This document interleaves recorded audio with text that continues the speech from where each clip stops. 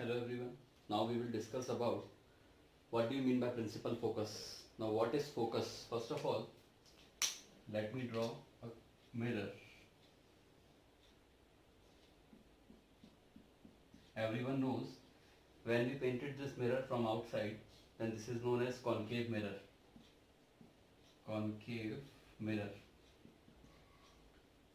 Now we all know that a line which will pass from the center of curvature through the pole is known as its principal axis.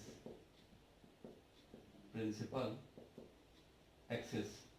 Now मैंने पिछली video में आपको बताया था कि whenever light ray fall on it, it will converge after reflection. यानी reflection के बाद ये क्या होगा? Converge होगा. Now let us suppose I draw a line which is parallel to this principal axis.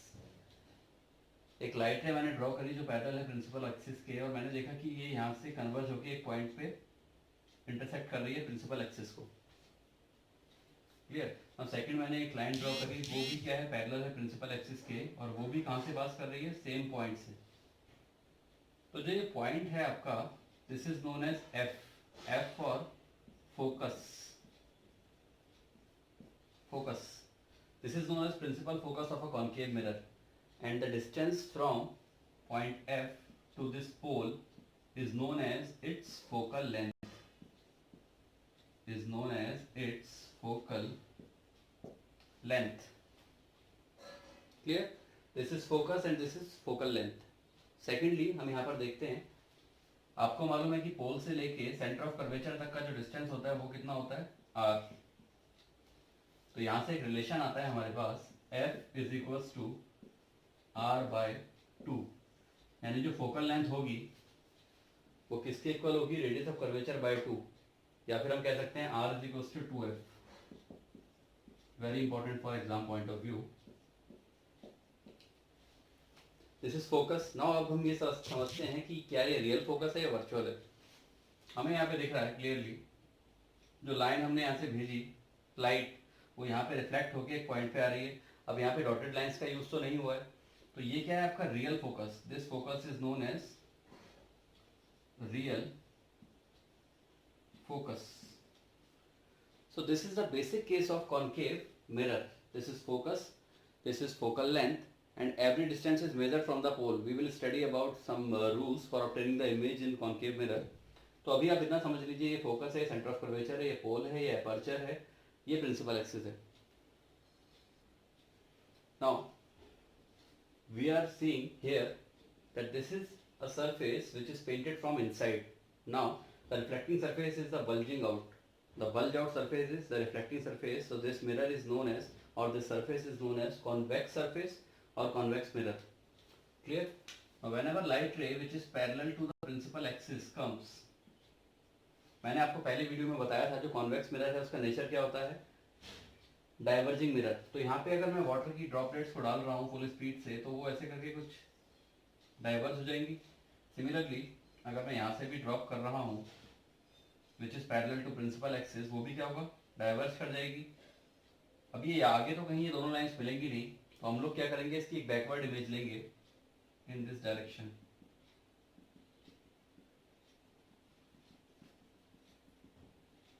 जिस पॉइंट पे ये आपस में इंटरसेक्ट कर रहे हैं वो पॉइंट आपका क्या हो गया, focus.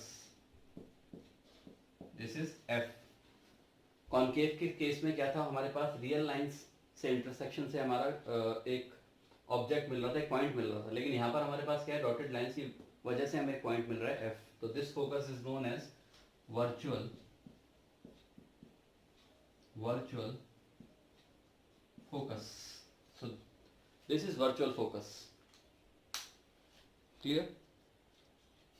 Now we will discuss about certain rules for obtaining images formed in a concave mirror.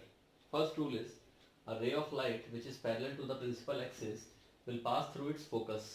यानी जो ray of light जो principal axis के parallel होगी, let us suppose this is the line which is parallel to principal axis. So after reflection it will pass through the focus. This is the first rule. ठीक है, any line which is parallel to the principal axis will pass through its focus. Now second rule is a ray of light passing through the center of curvature reflected back along the same path. यानी जो ray of light होगी जो किसके कहाँ से पास हो रही है आपकी centre of curvature that is C से पास हो रही है, वो रिफ्लेक्ट बैक होके आएगी in the same direction. If it goes like that it will comes like that. Clear. तो C से यहाँ पे कोई डेविएशन शो नहीं हो रहा है. ठीक है. नाउ रूल नंबर थर्ड की हम बात करते हैं. The third rule is a ray of light passing through focus will become parallel to the principal axis after reflection. It means whenever a light ray comes like this, like it passes through the focus, so it will become parallel to the principal axis after reflection. So this is rule number third. Now rule number 4 is a ray of light which is incident at the pole is reflected back along making the same angle with the principal axis. Here this is pole. Let us assume that incident ray is reflected coming at this point and making an angle I with this principal axis. अगर आपकी जो incident ray आ रही है, this is incident ray. Now if it passes through the pole, then what happens? It will reflect back making the same angle as I. तो जो reflected ray है आपकी reflected ray, it will make the same angle as angle I. यानी angle I is equals to angle R here, which we have already studied in laws of reflection. So these are the 4 rules which you should have to go through to understand the cases of images formed by a concave mirror. Now the case 1 is when the object is placed between the pole and the focus. We all know about what is pole and what is focus. Now the object is here. यहाँ पर हमने जो object है उसको रखा है पोल और focus के बीच में. लेट अस से this is an object. It can be a needle, it can be a candle और समथिंग लाइक दैट. नाउ हमें करना क्या है, इमेज फॉर्म करने के लिए हम लोग एक लाइन ड्रॉ करेंगे जो पैरेलल किसकी होगी, प्रिंसिपल एक्सिस के. And from rule 1 we know that any line parallel to principal axis will pass through the focus. तो ये लाइन कहाँ से पास कर रही है, फोकस से. क्लियर. पहला कॉन्सेप्ट क्लियर हुआ आपका. यानी ये ऑब्जेक्ट था, लेट अस से आपका ऑब्जेक्ट है ये, और यहाँ से लाइट रे ऐसे गई और ये फोकस से पास हो गई. सेकंड हमें क्या मालूम है, rule number third, any light रे passing through the centre of curvature will reflect back along the same path. यानी हम एक दूसरा कहाँ से लाइन ड्रॉ कर रहे हैं, सी. अब आपको दिख रहा है ये आपकी डाइवर्जिंग नेचर की आ गई है, यानी जो रेज आ रही है ये आपकी आगे तो कहीं मिलेंगी नहीं. तो हमें क्या करना होगा, इसे बैकवर्ड डायरेक्शन में मूव करना होगा. Now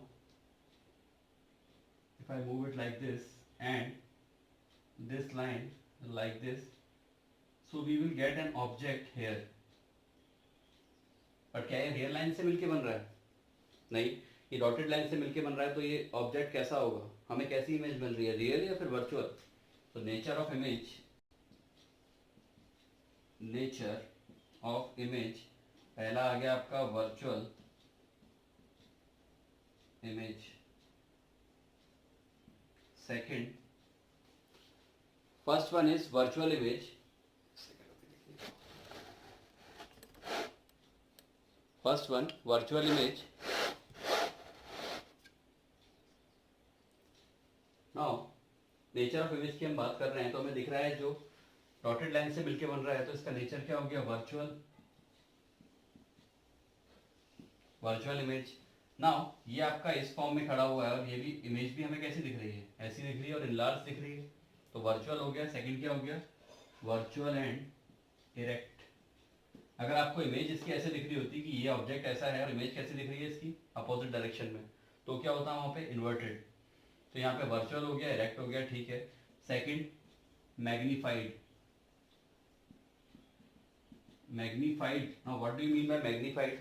It means large image, मतलब larger image is formed which is larger than the object. Clear? So we use the term magnified. और कहाँ बन रही है, अगर मिरर की मैं बात कर रहा हूँ तो मिरर तो हमारा इस तरफ है और ये इसका क्या हो गया, बैक पोर्शन. तो image is formed behind the mirror,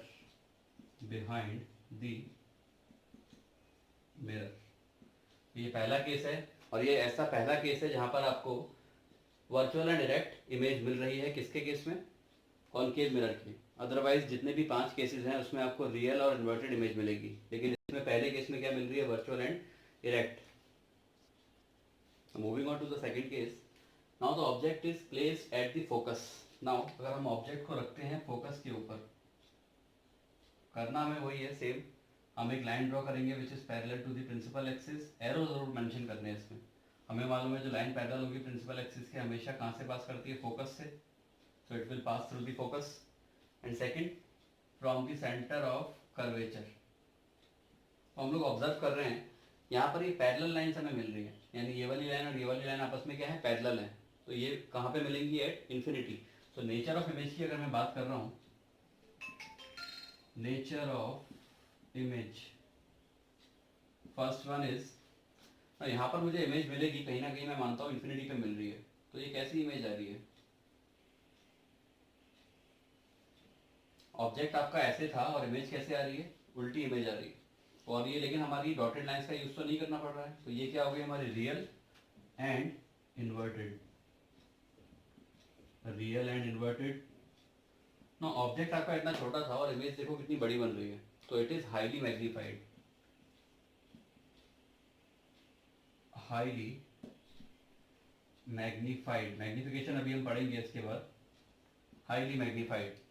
और कहाँ बन रही है, बियॉन्ड सी, यानी सेंटर, या फिर कहाँ बन रही है, at infinity, image is formed at infinity.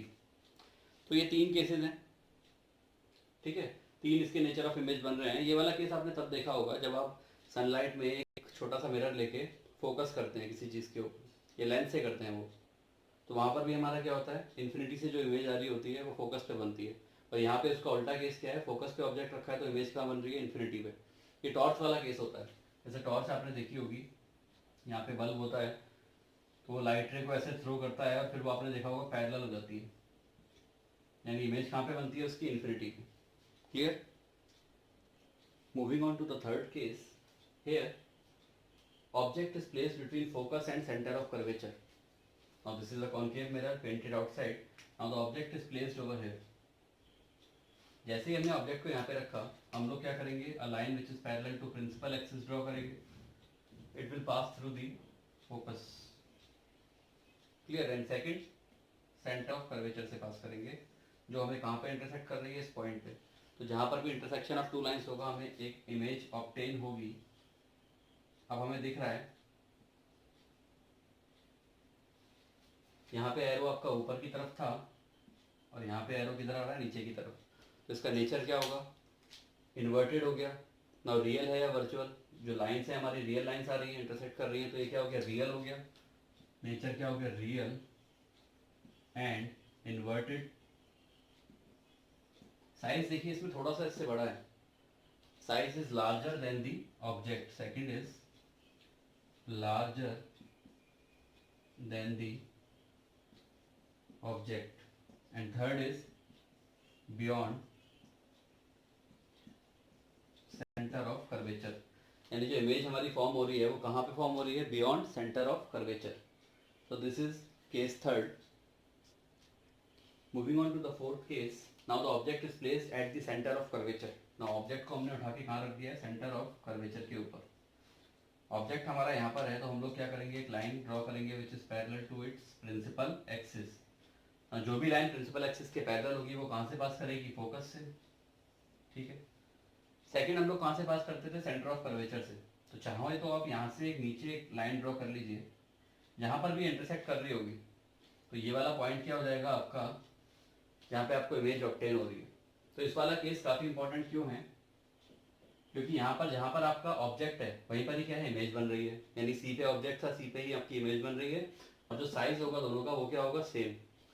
तो यहाँ पर आपको देखो कैसी, अब चाहे तो आप एक दूसरा केस भी इसमें अप्लाई कर सकते थे, यानी लाइट रे आपकी पोल पे पास हो रही है। ना पोल के लिए मैंने आपको एक रूल बताया था, जो भी पोल से पास होगी अगर ये एंगल आई है तो वो सेम एंगल से ये रिफ्लेक्ट बैक होगी, और ये इंटरसेक्ट कहाँ पे कर रही है इसे, इस पॉइंट पे। तो इमेज कहाँ पे बन रही है इसकी, पहला तो आ गया आपका real and inverted, second is at C, and third is same size of the object, same size of the object. तो इसमें नेचर ऑफ इमेज हमारी 3 आती हैं, real and inverted, image is formed at C, and last is same size as that of the object. Moving on to the fifth case, now the object is placed beyond center of curvature. Now जो object था उसे उठा के मैंने यहाँ रख दिया center of curvature के आगे. तो पहले हम लोग क्या करेंगे, a line which is parallel to the principal axis will pass through the focus. Second, इसमें arrow ज़रूर mention करिएगा. Second, ये line कहाँ से pass करेगी, center of curvature. तो यहाँ पर हमें एक point मिलता है कि इमेज फॉर्म हो रही है. अब ऑब्जेक्ट आपका इतना बड़ा था और इमेज क्या हो गई, साइज डिमिनिश्ड हो गया, तो छोटा इमेज बन रही है. तो इसमें पहला क्या आ गया, रियल एंड इन्वर्टेड. फर्स्ट कहाँ पे बन रही है, between F and C, formed between F and C. And third is formed between F and C, and third is size क्या हो गया इसका, छोटा हो गया, दैट इज डिमिनिश्ड. डिमिनिश्ड का मतलब होता है छोटा, यानी diminished image is form. So this is case number 5th. Moving on to case number 6, that is the last case. Here the object is at infinity, यानी ऑब्जेक्ट हमारा कहाँ पर है, इन्फिनिटी पर है. Maybe let us take an example of सन.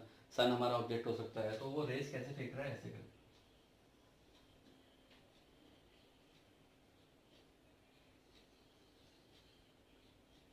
मान लीजिए जो सन है वहां से आपकी जो रेज आ रही हैं वो कैसे आ रही हैं, like this.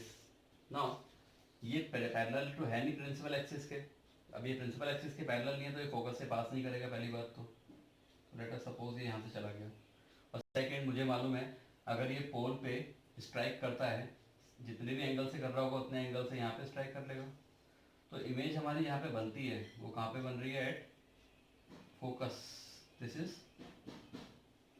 Focus. Image is formed at focus. So nature of image की अगर मैं बात करूं, अब ऑब्जेक्ट देखो आपका सन कितना बड़ा है, काफ़ी इन्फाइनाइटली लार्ज है. तो उसका ऑब्जेक्ट कैसा बन रहा है, बहुत ही छोटा बन रहा है. तो ये क्या हो गया आपका, नेचर की मैं बात करूं, फर्स्ट है हमारा रियल एंड इन्वर्टेड, वो तो कॉमन ही हो गया, real and inverted. Second is highly magnified, highly